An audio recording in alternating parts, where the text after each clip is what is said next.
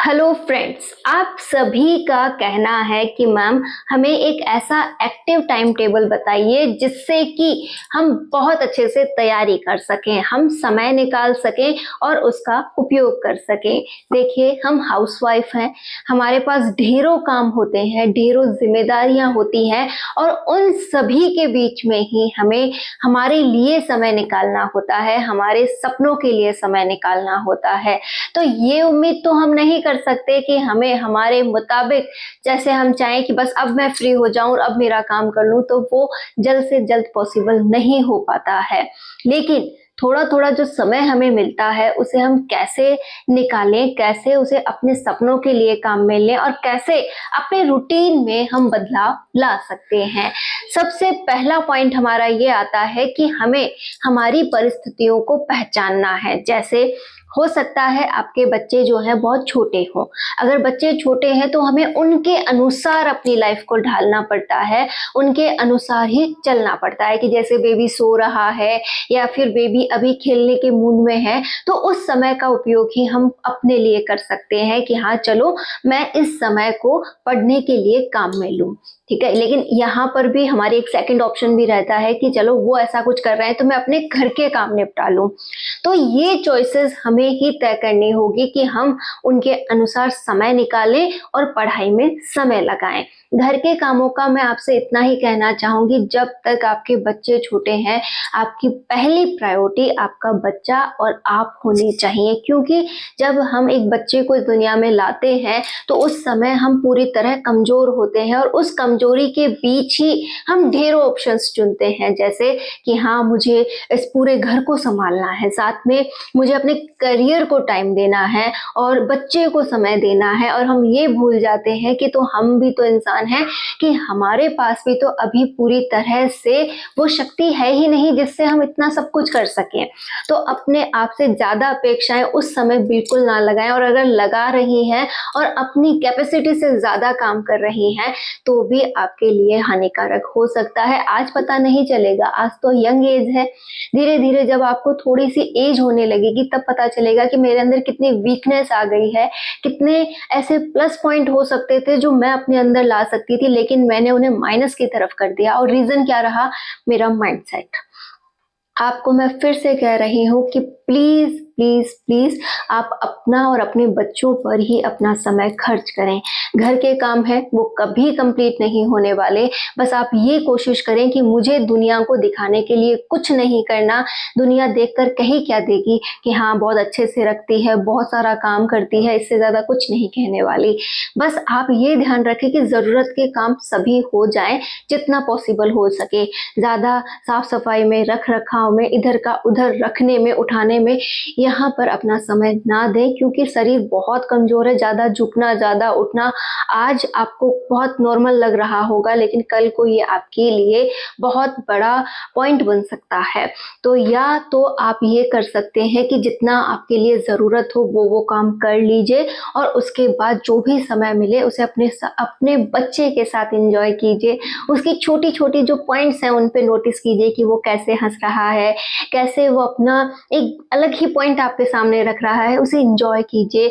और उसके साथ रहते रहते अपने करियर को टाइम दीजिए, अपने आप को खुश रखने की कोशिश कीजिए। साथ ही साथ अपने लिए बहुत अच्छा आपको खान पान लेना है, अपने माइंडसेट को स्ट्रॉन्ग करना है कि हाँ मैं अपने बच्चे को एक हेल्दी लाइफ दे रही हूँ, साथ ही साथ मैं अपने आप को हेल्दी रख रही हूँ, मैं बहुत कुछ अच्छा कर रही हूँ। घर जो है वो जैसा भी आज है उससे अच्छा मैं और आगे इसे बना लूंगी, यदि अभी बहुत अच्छे से मैं इस समय का उपयोग मेरे लिए और मेरे बच्चे के लिए करती हूँ। दुनिया को जो कहना है कहने दीजिए, आप पूरा समय अपने और अपने बच्चे पर खर्च कीजिए। जो भी जरूरत के काम हो बस वही कीजिए। कोई आपसे कुछ भी कहे उसे ज्यादा ध्यान ना लगाएं, इग्नोर करें और खुश रहें। वे फ्रेंड्स जिनके बच्चे 3 साल से ऊपर के हैं, मतलब 6-7 साल तक के हैं, वो जो है अपनी जिम्मेदारियों को थोड़ा कम कर चुके हैं, मतलब उनके बच्चे अब स्कूल जाने लगे हैं, वो थोड़े बड़े हो चुके हैं, वो अपने अनुसार यहाँ पर अपना वक्त अपने अनुसार बिता सकते हैं। तो आपके पास अब समय थोड़ा अच्छा मिल जाता है। अब उनके रात को जगने के और ये चांसेस भी कम हो गए हैं। तो अब आपको क्या करना चाहिए, एक रूपरेखा बनानी चाहिए, अपने अनुसार दिन को ढालना चाहिए। आप सुबह जल्दी उठ सकती हैं, आप जितना सुबह जल्दी उठ करके पढ़ लें उतना पढ़िए। आपका बच्चा आपके साथ अब नहीं उठता होगा क्योंकि वो बड़ा हो चुका है। आप उसे सुलाकर अपने पास सुलाए रख सकती हैं, साइड में बैठकर आप पढ़ाई कर सकती हैं और सुबह अच्छा खासा समय आप पढ़ने के लिए निकाल सकती हैं। इसी के साथ साथ आपको एक और काम करना है कि आप जब भी सुबह के समय के बाद काम कर लगती हैं कि हाँ मेरा अब 6 बज गए हैं, काम का समय हो गया है, बच्चों के लिए मुझे बहुत कुछ करना है, अपने घर के लिए मुझे बहुत कुछ करना है, उस दौरान आप जो भी आपने सुबह पढ़ा या फिर आपने कल पढ़ा उसे रिवाइज कर सकती हैं। साथ ही जो टॉपिक आपको आगे पढ़ने हैं, जैसे दोपहर में कोई टॉपिक आपने चुना है जिसे पढ़ना है, उसके लिए आप क्लासेस सुन सकती हैं और वहाँ पर आप बहुत अच्छा समय अपने आप को दे सकती हैं, क्योंकि रिकॉलिंग सबसे बड़ा पॉइंट होता है। जब हम बहुत अच्छा याद रख सकते हैं तो हमें क्या करना चाहिए, सुबह बहुत अच्छा समय पढ़ने के लिए लेना चाहिए, 1 आध घंटा, 1.5 घंटा, 2 घंटा, आप जितना निकाल सके।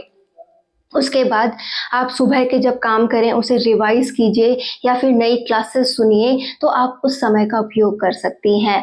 फिर जैसे ही आपके काम कंप्लीट होते हैं आप दोपहर में समय निकाल सकती हैं। अगर आपका बच्चा है, स्कूल नहीं जाता है, तो उसे सुला सकती हैं दोपहर में और उस समय का उपयोग भी आप अपने लिए कर सकती हैं। नींद वगैरह पर कंट्रोल आपको करना होगा, जैसे दोपहर में आप 2-3 घंटे ना सोकर आधे घंटे सोकर अपने आप को रिलैक्स कर सकती हैं या फिर बिना सोए रह सकती हैं अगर आप दिन में सोना पसंद नहीं करती हैं तो। इसी के साथ साथ दोपहर में जो आप तैयार करें उसे आप शाम के वक्त पर रिवाइज कर सकती हैं और भी एक्स्ट्रा जो भी आपको सुनना है उसे सुन सकती हैं। कुल मिलाकर मेरे कहने का अर्थ है कि ये आप पे डिपेंड करेगा कि आप कितना समय पढ़ने के लिए निकालती हैं, कितना समय अपने लिए आप यूज करती हैं। हमें ये तो कहना बहुत आसान लगता है कि कोई हमें वक्त नहीं देता, लेकिन ये कहना भी उतना ही आपको होना चाहिए कि मैं अपने लिए समय नहीं निकालती। यकीनन ये पहला पॉइंट है कि आप अपने लिए समय नहीं निकालते हो, क्योंकि आपने जिम्मेदारियों को, काम को इतना हावी कर लिया है कि आप भूल चुके हो कि आप भी कुछ हो।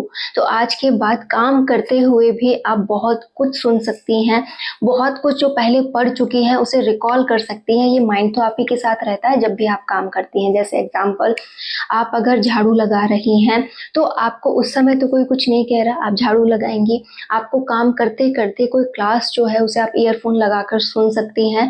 सर ने आपको, यानी मैम ने जो भी आपको समझाया है उसे आप सुन सकती हैं। वो कुछ तथ्य आपके माइंड में ज़रूर रहेंगे और जब भी आपको पढ़ने का वक्त मिलेगा, आप पढ़ने बैठेंगी, उस टॉपिक को खोलिए और पढ़ना स्टार्ट कीजिए। ऐसा लगेगा कि ये सब कुछ तो मैंने पूरा पढ़ रखा है, मुझे सब कुछ आता है और ये वाली फीलिंग बहुत शानदार होगी। उस टॉपिक को आप बहुत जल्दी कवर कर लेंगे। तो आज के बाद आपको आपके समय की कीमत समझनी है। काम करने के दौरान भी आप पढ़ सकती हैं, उसे समझ सकती हैं और चलो वहाँ पर आप कुछ सुनना नहीं चाहती तो भी आप अपने माइंड पर प्रेशर दीजिए, उसे वापस से याद करने दीजिए कि आपने क्या पढ़ा था, आपने इस टॉपिक के बारे में क्या जाना था। जब भी आप पढ़ने बैठती हैं, कुछ तो पढ़ के उठती हैं, उस टॉपिक को भी आप रिवाइज कर सकती हैं काम के दौरान। और रिवाइजेशन से ज़्यादा मजबूत पॉइंट कोई भी नहीं है आपको एग्जाम टाइम में किसी भी क्वेश्चन का जवाब याद दिलाने के लिए। तो क्यों ना आज से ही उसका प्रयास किया जाए। तो आप अपनी दिनचर्या को व्यवस्थित कीजिए। 24 घंटे आपके माइंड में यही होना चाहिए कि मेरी पहली प्रायोरिटी मैं खुद, उसके बाद मेरे बच्चे और उसके बाद जो अदर मेरे फैमिली मेम्बर्स हैं वो आते हैं। क्यों है ऐसी ज़रूरत? क्योंकि अगर हम हमारी वैल्यूज़ नहीं करेंगे, कोई हमारी वैल्यूज़ नहीं करेगा। अगर आप अपना ख्याल नहीं रखेंगे तो कोई आपका ख्याल नहीं रखेगा। दूसरा, बच्चे जो है वो अभी आपकी जिम्मेदारी है। आपको जब तक कि वो पूरी तरह से अपने काम करने योग्य ना हो जाए, जिम्मेदार ना हो जाए, आप उन्हें जिम्मेदार बनाइए, उनके साथ खड़े रहिए। और रही फैमिली के अदर मेंबर्स की, तो वो सभी अभी मैच्योर कंडीशन में है, वो अपना बहुत कुछ देख सकते हैं, वो अपना भला बुरा सोच सकते हैं। बस आप उनके प्रति इतने रिस्पॉन्सिबल हो जाइए कि हाँ, ये काम करना ज़रूरी है, इनको इस काम की मेरे प्रति ज़रूरत है। बस इससे ज़्यादा कुछ आप उनके बारे में ना सोचें। साथ ही दुनियादारी का अगर आप सोचती हैं तो वो भी आप बिल्कुल ना सोचें। सोचना किसके बारे में है? ओवरऑल अपने बारे में।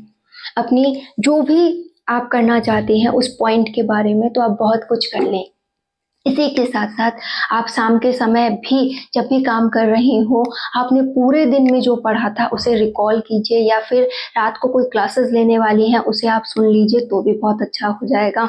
रात को सोने से पहले आप निश्चित कर लीजिए कि आपने पूरे दिन में क्या पढ़ा था, उसकी एक्टिव रिकॉलिंग कर लीजिए, बैठिए, सोचिए मैंने आज क्या पढ़ा, क्या समझा, कौन-सा पॉइंट है जो मुझे अच्छे से आया, कौन-सा जो है मुझे नहीं आया, इसमें मुझे और क्या ऐड करना है, वो सारी बातें आप डिस्कस कीजिए। अगले दिन का रूटीन बनाइए कि कल मुझे क्या करना है, और इससे क्या होगा, आपके अंदर एक अलग ही लेवल तैयार होने लगेगा कि हाँ, मैं बहुत कुछ कर सकती हूँ। और कभी भी ये मत सोचिए कि एकाएक मुझे 10 घंटे मिलेंगे, मैं एक साथ बैठ के 10 घंटे पढ़ पाऊँगी, सभी लोग मेरे पक्ष में होंगे और मुझसे कहेंगे कि सब कुछ छोड़ दीजिए, आइए और पढ़ने बैठ जाइए, तो ऐसा बिल्कुल नहीं होगा।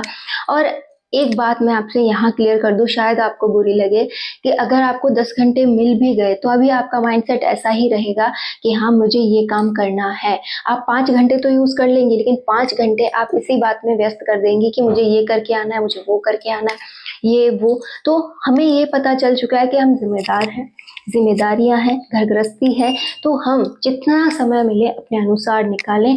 अगर कोई हेल्प कर रहा है तो ज़रूर हेल्प लें और इस समय को बढ़ाने की कोशिश करें। 2 से ढाई घंटे भी अगर अब निकल रहे हैं तो धीरे-धीरे इसे 4 घंटे करने की कोशिश करें, 5 घंटे करने की कोशिश करें, और एग्ज़ाम तक आपका कई बार सिलेबस हो चुका होगा, सारे डाउट्स क्लियर हो चुके होंगे, अच्छा रिवीजन हो चुका होगा। प्रैक्टिस समय आप रात को सोने से पहले निकालें। अब बहुत यहाँ पर आप बहुत कुछ कर सकती हैं, लेकिन डिपेंड करता है सब कुछ आपके माइंडसेट पर कि आप इसे पॉजिटिव रखती हैं या नेगेटिव रखती हैं। तो हाउसवाइफ किसी से कम नहीं है, बस उसे अपने बारे में विचार करना है, अपने आप को एक लक्ष्य देना है जिसके प्रति वो समर्पित हो सके, बेवजह की बातों से बचना है और हमेशा आगे निकल जाना है। All the best.